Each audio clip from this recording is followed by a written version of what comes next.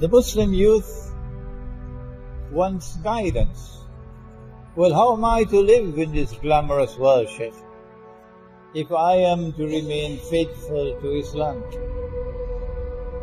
You tell me, don't borrow money on interest to buy a house.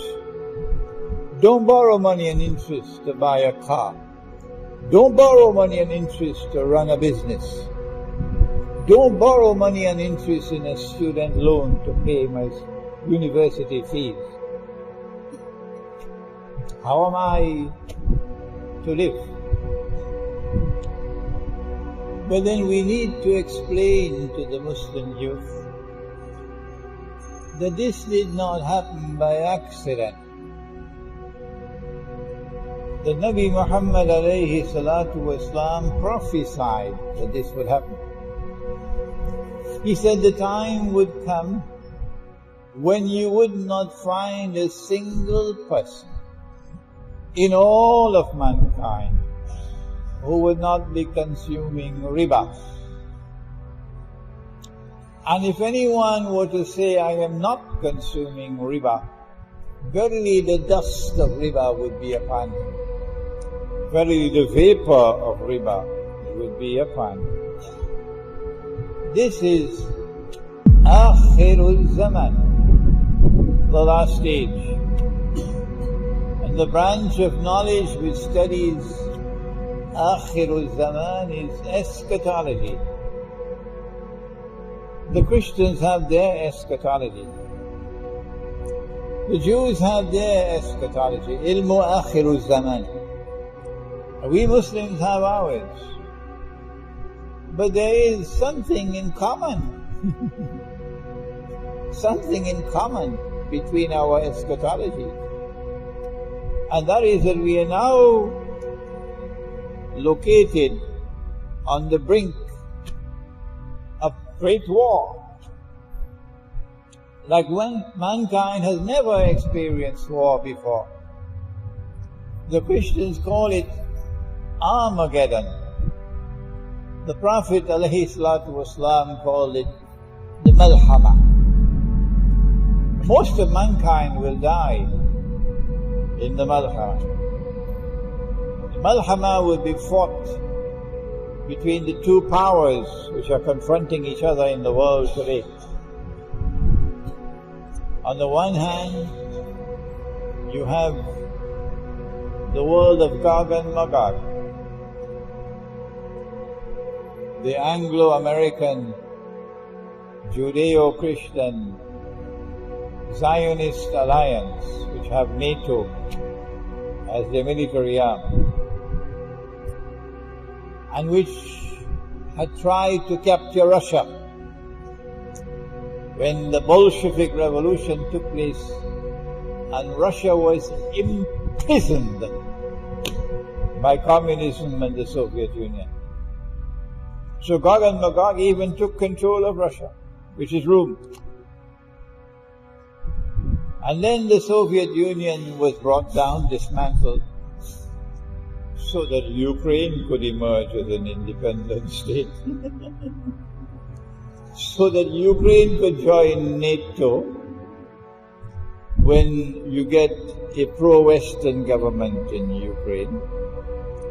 And when Ukraine becomes a member of NATO, then because the Soviet Union had given Crimea, Russian territory, to Ukraine, it's now Ukrainian territory.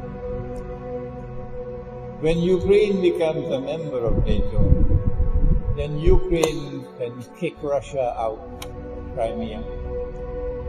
Russia will lose a naval port in the Black Sea. Russia will be reduced to a third-class power. That was the master plan. So there was a time when Russia was also in the control of Gog and Magog. But then came the collapse of communism in the Soviet Union. And Russia is now returning to Rome, to the Orthodox Christian faith.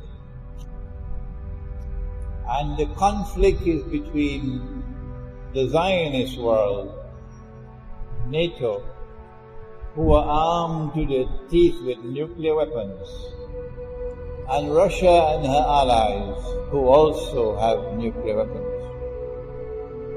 The war is coming because they didn't like the licks that they got in Crimea. It was a humiliating defeat for them in Crimea. And they're being defeated again in Ukraine. The writing is on the wall that Russia is winning the battle in Ukraine. So it is now certain that we're going to end up with the malhama, exactly as prophesied by Prophet Muhammad. This is eschatology, Akhir, zaman. And when that war takes place with thousands of nuclear weapons being used, most of mankind will die. But that won't be by accident, because Allah said, I'll wage war on you if you are consuming riba. You're living in a world of riba, and nobody lifts even a little finger about it. You have biryani for dinner, and you go back home and sleep. Who cares about Allah's law? Who cares about Allah's law in which He prohibited riba? He told us in the Quran, He's going to destroy us all. He told us that in the Quran. In Surah Al-Isra or Surah Bani Israel, the surah has two names. He says, بَعْدَ أَعُوذُ بِاللَّهِ مِنَ الشَّيْطَانِ الرَّجِيمِ وَإِن مِّن قَرْيَةٍ إِلَّا نَحْنُ مُهْلِكُوهَا قَبْلَ يَوْمِ الْقِيَامَةِ أَوْ مُعَذِّبُوهَا عَذَابًا شَدِيدًا كَانَ ذَلِكَ فِي الْكِتَابِ مَسْطُورًا. And we're going to destroy them all, says Allah. Destroy them all the towns and cities. That's where the banks are, not in Kampong. And those which are not destroyed will punish with terrible punishment. It is something inscribed in the Kitab.